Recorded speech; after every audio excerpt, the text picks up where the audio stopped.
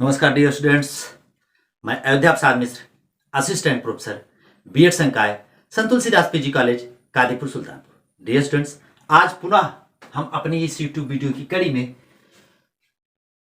उच्च न्यायालय high court के विषय में अध्ययन अध्यापन करेंगे। डियर स्टूडेंट्स, जैसा कि हम लोग जानते हैं, भारतीय संविधान के भाग 6 और उसके अध्याय 5 में अनुच्छेद 214 से लेकर 232 तक भारतीय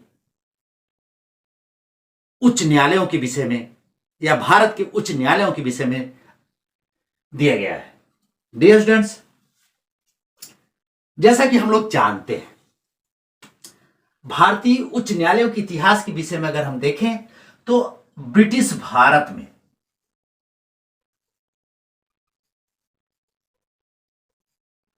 भारत में अंग्रेजों द्वारा 1862 में 3 महानगरों या 3 स्थानों पर कलकत्ता, मुंबई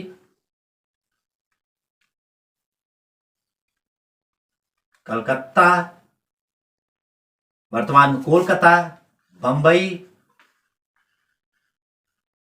और मद्रास, जिसे चेन्नई कहा जाता है, मद्रास में उच्च न्यायालयों की स्थापना सर्वप्रथम 1862 ईस्वी में किया था। और चौथे उच्च न्यायालय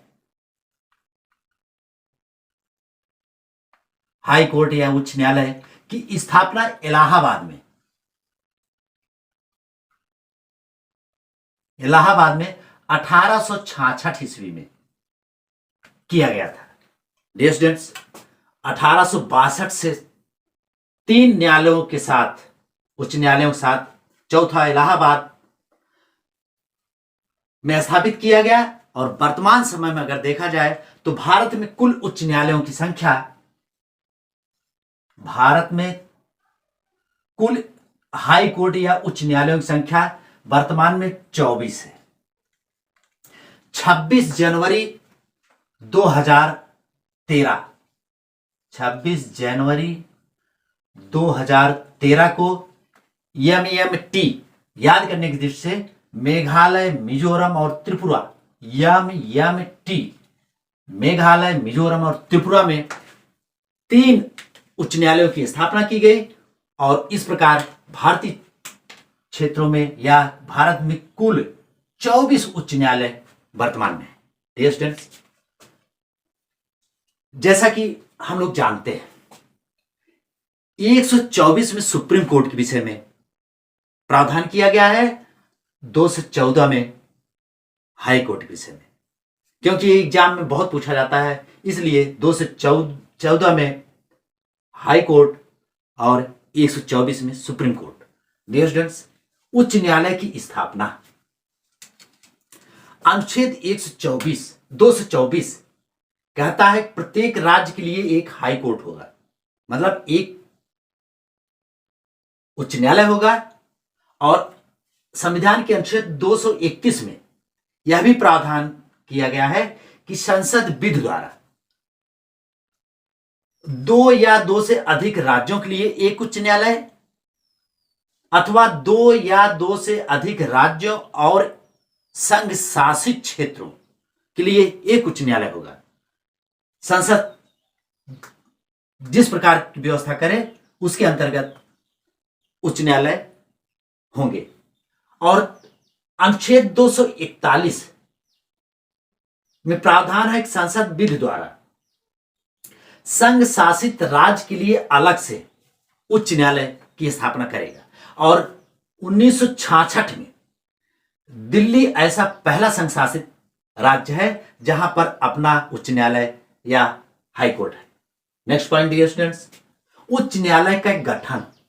डियर स्टूडेंट्स, कोई भी व्यवस्था उसका एक स्ट्रक्चर होता है, गठन कैसे होगा, उसी प्रकार उच्च न्यायालय का गठन भारतीय संविधान के अनुच्छेद 216 में व्यवस्था है कि एक मुख्य न्यायाधीश और अन्य न्यायाधीशों से मिलकर उच्च न्यायालय या हाई कोर्ट बनेगा, जिन्हें राष्ट्रपति समय समय पर नियुक्त करे। मतलब राष्ट्रपति जिन्हें समय समय पर नियुक्त करेगा, एक मुख्य न्यायाधीश और साथ ही साथ अन्य न्यायाधीश से मिलकर के हाई कोर्ट का निर्माण होगा या हाई कोर्ट का गठन होगा। नेक्स्ट है डियर स्टूडेंट्स, न्यायाधीशों की अर्हता या अर्हताएं। कोई भी पद हो उसकी कुछ न कुछ न्यूनतम अर्हताएं या एलिजिबिलिटी होती है। उसी प्रकार न्यायाधीशों की पहली अर्हता है कि कोई भी व्यक्ति हाई कोर्ट का मुख्य न्यायाधीश या अन्य न्यायाधीश होगा, लेकिन उसके लिए अनुच्छेद 217 के 2 में प्रावधान है कि सर्वप्रथम वही व्यक्ति हाई कोर्ट का मुख्य न्यायाधीश होगा या न्यायाधीश होगा जो भारत का नागरिक हो। पहली शर्त कि वो भारत का नागरिक होगा। दूसरा, भारतीय राज क्षेत्र में 10 वर्ष तक एक या एक से अधिक न्यायालय उच्च न्यायालय में न्यायिक पद पर कार्य कर चुका हो, अथवा राष्ट्रपति की नजर में या ये कहें अथवा 10 वर्ष अधिवक्ता के रूप में किसी न्यायालय में कार्य कर चुका हो। राष्ट्रपति उन्हीं को हाई कोर्ट का न्यायाधीश नियुक्त करेगा। नेक्स्ट है न्यायाधीशों की नियुक्ति। डियर स्टूडेंट्स, अनुच्छेद 217 के 1 में यह प्रावधान किया गया है कि यदि हाई कोर्ट या उच्च न्यायालय के मुख्य न्यायाधीश से संबंधित नियुक्ति की बात है तो राष्ट्रपति, CJI, chief justice of India या सुप्रीम कोर्ट के मुख्य न्यायाधीश या भारत सरकार के मुख्य न्यायाधीश और जिस राज्य के लिए या जिस राज्य के उच्च न्यायालय के लिए मुख्य न्यायाधीश की नियुक्ति की बात हो रही है तो उस राज्य के राज्यपाल से परामर्श करने के बाद उच्च न्यायालय के न्यायाधीश की नियुक्ति करेगा। और अगर अन्य न्यायाधीशों से संबंधित नियुक्ति की बात है तो राष्ट्रपति भारत के मुख्य न्यायाधीश या सुप्रीम कोर्ट के मुख्य न्यायाधीश और संबंधित राज्य के राज्यपाल से, और अन्य न्यायाधीश की बात चल रही है तो उस संबंधित राज्य के मुख्य न्यायाधीश से परामर्श करने के पश्चात राष्ट्रपति अन्य न्यायाधीशों की नियुक्ति करेगा। नेक्स्ट पॉइंट अगर देखेंगे डियर स्टूडेंट, और न्यायाधीशों की नियुक्ति के बाद यदि ये न्यायाधीश अपना त्यागपत्र देना चाहते हैं तो लिखित रूप से राष्ट्रपति को संबोधित करते हुए अपना त्यागपत्र दे सकते हैं। और दूसरी व्यवस्था के अंतर्गत सिद्ध कदाचार या असमर्थता के आधार पर उनको उनके पद से संसद विधि द्वारा जब पारित किया जाएगा तब राष्ट्रपति उनको उनके पद से मुक्त करेगा। नेक्स्ट डियर स्टूडेंट्स, कार्यवाहक मुख्य न्यायाधीश की नियुक्ति। डियर स्टूडेंट्स, जैसा कि हम लोग जानते हैं कार्यवाहक मुख्य न्यायाधीश की नियुक्ति किसी कारणवश किसी राज्य के उच्च न्यायालय के मुख्य न्यायाधीश का पद रिक्त हो गया हो या अनुपस्थित है या अपने पद के कर्तव्य के निर्वहन में वो असमर्थ है, तब राष्ट्रपति कार्यवाहक मुख्य न्यायाधीश की नियुक्ति करेगा। डियर स्टूडेंट्स, कार्यवाहक न्यायाधीश की नियुक्ति सिर्फ और सिर्फ हाई कोर्ट में होती है। हाई कोर्ट में कार्यवाहक न्यायाधीश की नियुक्ति होती है, जबकि सुप्रीम कोर्ट में तदर्थ न्यायाधीशों की, अगर सुप्रीम कोर्ट की बात आती है तो तदर्थ न्यायाधीशों की नियुक्ति सिर्फ और सिर्फ सुप्रीम कोर्ट में होती है और कार्यवाहक न्यायाधीश की नियुक्ति सिर्फ और सिर्फ उच्च न्यायालय या हाई कोर्ट में होती है। नेक्स्ट पॉइंट है डियर स्टूडेंट, अपर एवं कार्यकारी न्यायाधीशों की नियुक्ति। भारतीय संविधान के अनुच्छेद 224 कहता है किसी उच्च न्यायालय में कार्य की अस्थायी रूप से वृद्धि हो गई हो या बकाया मामले अधिक हो गए हो तो उस स्थिति में जब राष्ट्रपति को प्रतीत होगा तो राष्ट्रपति अपर एवं कार्यकारी न्यायाधीशों की नियुक्ति करेगा। नेक्स्ट, और इसकी नियुक्ति अधिकतम 2 वर्ष के लिए होती है। कहने का तात्पर्य कार्यवाहक न्यायाधीश की नियुक्ति 2 वर्ष के लिए होती है और आयु 62 वर्ष। और अपर या कार्यवाहक या अतिरिक्त न्यायाधीश की नियुक्ति सिर्फ हाई कोर्ट में होती है, जैसा कि हमने चर्चा किया, और तदर्थ न्यायाधीशों की नियुक्ति सिर्फ सुप्रीम कोर्ट में होती है। नेक्स्ट है सेवानिवृत्त न्यायाधीशों की नियुक्ति। डियर स्टूडेंट्स, उस न्यायालय में जहां पर सेवानिवृत्त न्यायाधीशों की नियुक्ति करने की आवश्यकता है, तो राष्ट्रपति की पूर्व सहमति से उस न्यायालय का मुख्य न्यायाधीश सेवानिवृत्त न्यायाधीशों की नियुक्ति कर सकता है, लेकिन शर्त है कि वो राष्ट्रपति की पूर्व सहमति से अपने न्यायालय में सेवानिवृत्त न्यायाधीशों की नियुक्ति कर सकता है। नेक्स्ट है न्यायाधीशों का कार्यकाल। डियर स्टूडेंट्स, जिस प्रकार सुप्रीम कोर्ट में न्यायाधीशों का कार्यकाल 65 वर्ष निर्धारित किया गया है, उसी भांति न्यायाधीशों का कार्यकाल हाई कोर्ट या उच्च न्यायालय में 62 वर्ष की आयु निर्धारित की गई है। नेक्स्ट है शपथ या प्रतिज्ञान।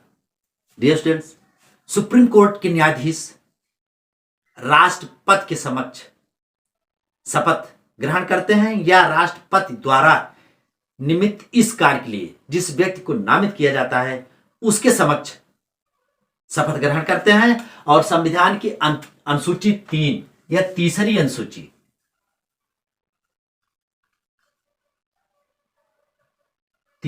अनुसूची जो शपथ प्रतिज्ञान से संबंधित है, शपथ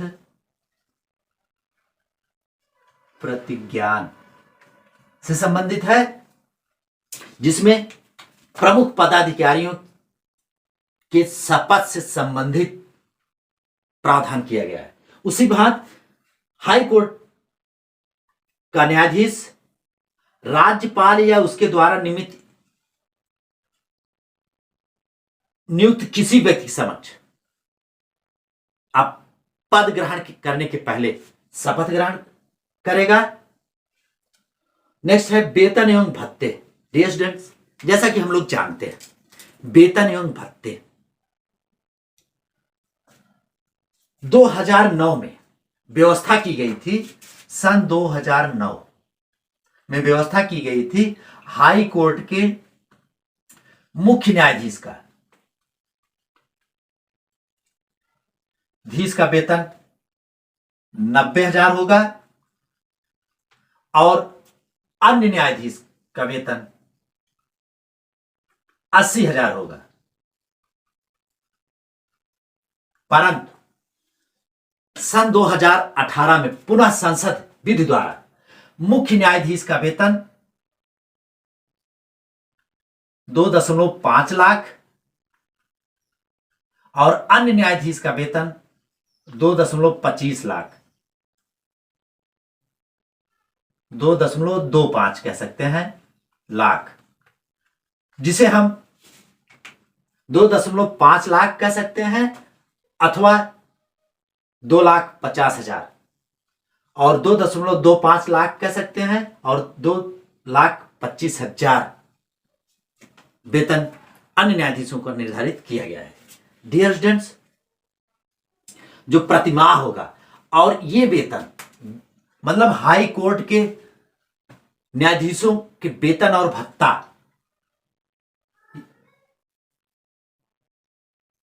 हाई कोर्ट के न्यायाधीशों का वेतन और भत्ता भारत की संचित नीति से, जो एग्जाम में बहुत पूछा जाता है, वेतन और भत्ता भारत की संचित नीति से दिया जाता है। नहीं डियर स्टूडेंट, उल्टा हम बोल गए। हाई कोर्ट के न्यायाधीशों का वेतन एवं भत्ता राज्य की संचित निधि से, राज्य की संचित निधि से। जबकि पेंशन की बात अगर आती है तो एग्जाम में जो बहुत पूछा जाता है, हाई कोर्ट के जजों का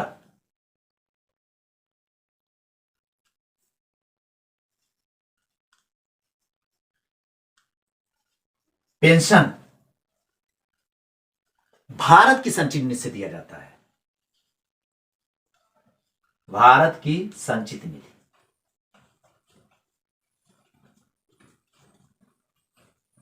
से दिया जाता है। डियर स्टूडेंट्स, आज की वीडियो में बस इतना ही। धन्यवाद।